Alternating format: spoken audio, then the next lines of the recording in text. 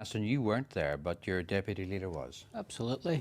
I did receive an invite, but due to family reasons I couldn't attend. And if it wasn't for them family reasons, I would have no problem going. What we seen today was plenty of political theatre and selective outrage by the pan-nationalist front that has arisen and come together in this agenda.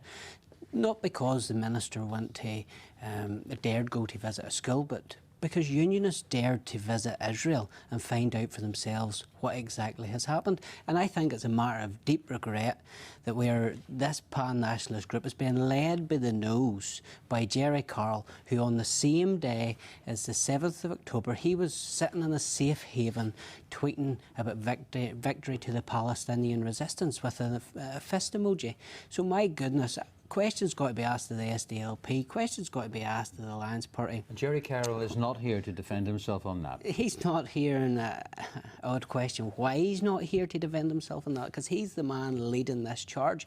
And these two that are sitting across the table have allowed themselves to be led with a left-wing fanatic. Well, I'm sure they would. Well, this exposes the failure of Stormont in that on one day we have executive parties signing a no-confidence motion, and then the next day they'll be sitting around the executive table again.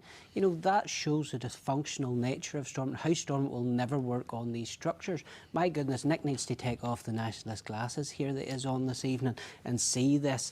It is exactly about the problem they have is about Unionist politicians going out from a cross-party basis to go and find out for themselves what has happened in Israel and tell the story and be able to bring back facts of what happened from the Israeli side.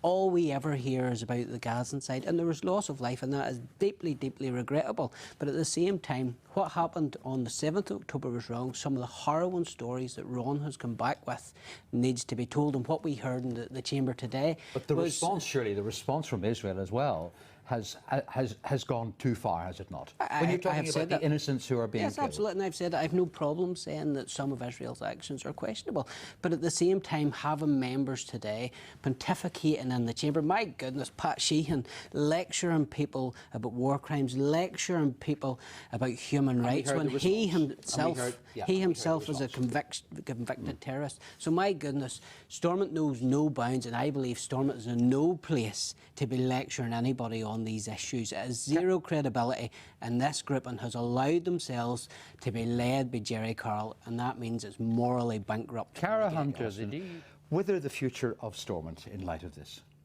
Well, I don't know. Well, time will tell. As I said earlier in my contribution, this is a lot of political theatre, which has been led by Gerry Carroll. It'll be interesting to see how far Sinn Féin want to push this, and ultimately it's in their hands, and that is the dysfunctional nature of this executive. Paul Givan doesn't have to go anywhere if his party don't want him to. So it's really up to Sinn Féin and the rest in the executive if they want to keep him in place. Is Stormont worth saving? I don't think so.